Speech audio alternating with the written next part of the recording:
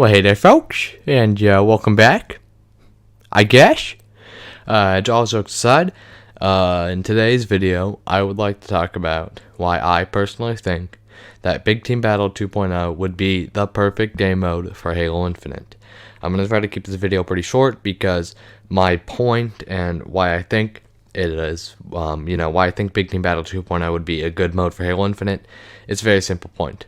But I would just like to address this real quick. The capture, little capture USB thing that I use to get gameplay, is broken or corrupted or something. So unfortunately, I have to just use cutscene footage. So hopefully you guys are fine with that. I just want to get that out of the way because probably for the next couple videos until I can buy a new capture card or whatever you call it, I'm not going to be able to use gameplay, unfortunately.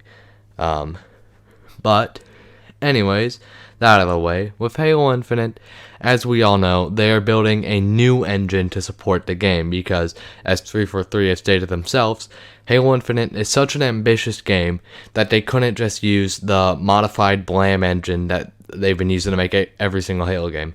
And also, little fun fact, every single Halo game is built off Halo 1, technically.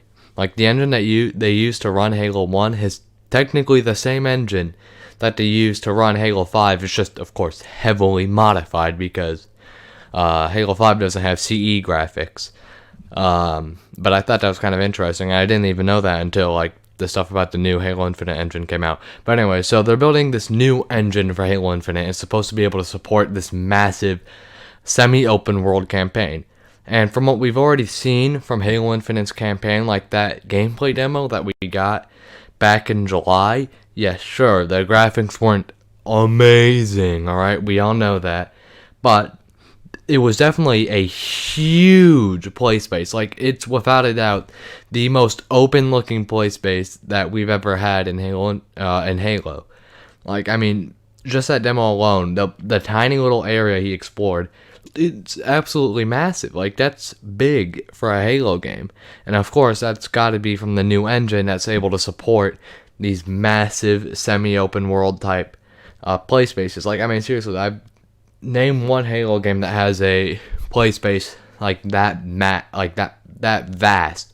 Obviously, CE has some pretty big play spaces, but even then, it's take Silent Cartographer for a second. That's just a big island surrounded by water. There's nowhere else you can go except for on that island. Not dissing that level, I'm just saying, it's not like there's just a big island and then there's all these other big islands you can go to, like you can in Halo Infinite. It's just one small play space and then they put water around.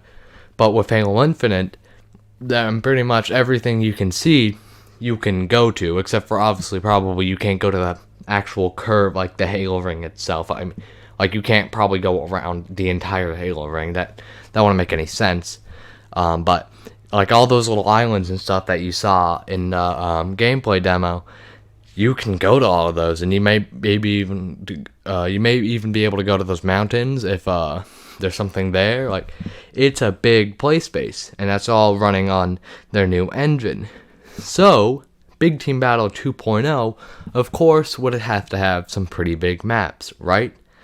Well, the only Halo game really that had massive Big Team Battle maps, in my opinion, was Halo CE. I think Halo CE had the biggest, at least to me, they have the biggest looking maps and the most vast open maps in all of Halo. I think Halo 5 has some pretty big Warzone maps, but even then, the Warzone maps are very closed. They're big, but they're there's a lot of just tunnels and walls and stuff that block you from traversing. Especially that one, I forget what that one map is called, but it's supposed to be a recreation of the Silent Cartographer, and the only thing that's somewhat similar is that it's an island.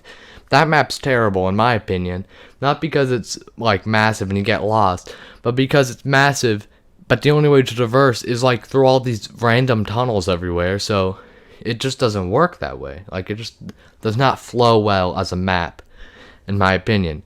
So with Halo Infinite in a Big Team Battle 2.0, which is rumored, again, this is all rumor, this is all speculation, this might not even be a game mode in Halo Infinite, but if it is true, then they would need big maps, and Halo Infinite seems to be supporting big maps, at least on the campaign side of things. And of course, they use the same engine for the multiplayer. So, I mean, one can easily, conclude that the Big Team Battle 2.0 mode would be absolutely perfect for a game that's campaign is semi-open world. Excuse me. So, essentially, my point is, this is a perfect time for 343 to use a massive, battlefield conquest type mode in a Halo game. I think this is pretty much prime time to do it. That's a mode that a lot of people would like. Like, I think every single Halo player would be down with a massive big team battle mode. And it seems like this new Slipspace engine is the absolute perfect backbone to support this mode. So yeah, that's why I think that Big Team Battle 2.0 is perfect for Halo Infinite. Told you this video would be kind of short. Try not to drag it on for too long.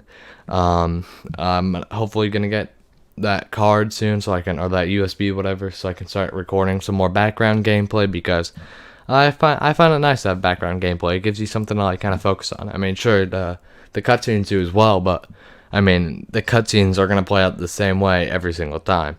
So I like to show my gameplay off, even though I'm not great at Halo. So we're less than a month away from E3, so looking forward to that. I'll have a couple videos out before E3, and yeah. So subscribe if you like this video. Like if you like this video. You don't have to, but I'm just putting that out there. It would help me a lot, and it make me feel nice. So maybe you should do that. And stay tuned for more Halo videos. And that's about it. See ya.